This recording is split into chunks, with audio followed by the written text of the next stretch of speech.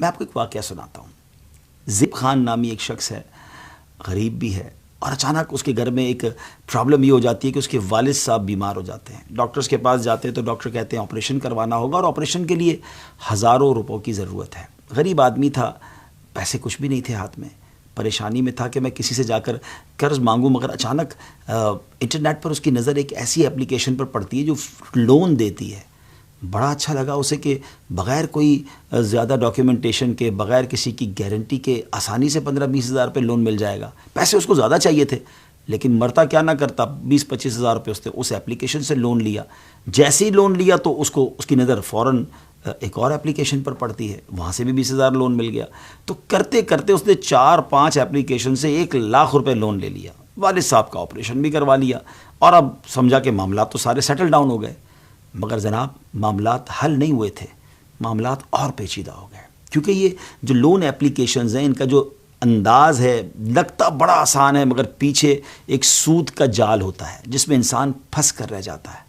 دیکھتے ہی دیکھتے اب مطالبے شروع ہوئے، ان کی ریکوری ٹیم نے رابطہ کرنا شروع کیا اور پتہ یہ چلا کہ جناب 20 ہزار کے لون پر 20 ہزار نہیں کئی لاکھ واپس دینے پڑیں گے. اب جب دھمکیاں ملنے لگیں اور گھر کی معلومات باہر دینے کی باتیں شروع ہو گئی، پتہ چلا کہ ایسے سسٹم ہوتے ہیں کہ ٹیلی فون کے سارے ڈیٹا ان کے پاس چلا گیا، خاندان کی خواتین کی تصاویر بھی ان کے پاس چلی گئی، اور اب عجب انداز سے زیب خان صاحب کو پریشر دیا جانے لگا. آپ یقین کریں وہ شخص جس کے پاس والد کے آپریشن کے لیے چند ہزار روپے نہیں تھے، اب اس نے اور لوگوں سے قرض لے کے اپنی عزت بچانے کے لیے ان اپلیکیشنز والوں کو پیسے لوٹانا شروع کیے. اور کچھ عرصے کے بعد جب اس نے کیلکولیٹ کیا تو پتہ چلا کہ جو 5 اپلیکیشن سے 1 لاکھ روپے لیے تھے اس کی جگہ 5 لاکھ تو وہ پیمنٹ کر چکے، مگر اصل رقم اب بھی باقی ہے.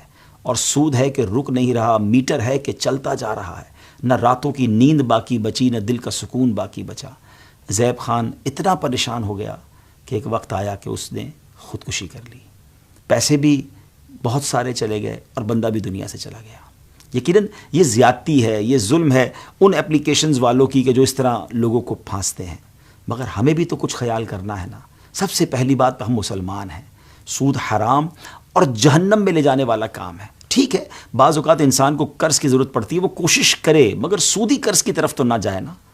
اور پہلے کوشش یہ کرنی چاہیے کہ محنت مزدوری کر کے، اور بعض اوقات تو کچھ لوگ سستی، کاہلی اور کام نہ کرنے کی وجہ سے بھی کئی مشکلوں کا شکار ہوتے ہیں. اگر بندہ خوددار ہو، کام میں، مزدوری میں اور کوشش کرتا رہے تو اللہ پاک راستے آسان کر دیتا ہے.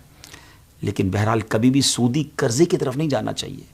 احادیث میں مضمون ملتا ہے کہ سود کا کام کرنے والا ایسا ہے کہ وہ اللہ سے جنگ کرنے والا ہے.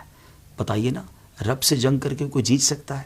قرآن و احادیث میں سود کی بہت زیادہ مذمت آئی ہے، اور اب تو یہ اسکیم بڑھتے جا رہے ہیں، اب تو یہ سازشیں بڑھتی جا رہی ہیں، اور کئی لوگ ایسا لگتا ہے سر سے پیر تک قرضوں میں اور سود در سود میں غرق ہوتے چلے جا رہے ہیں. اللہ کریم ان تمام لوگوں کے لیے مشکل آسان فرمائے جو اس طرح کے قرضوں میں جکڑے جا چکے ہیں. اللہ سب قرض داروں کے قرضے اتار دے.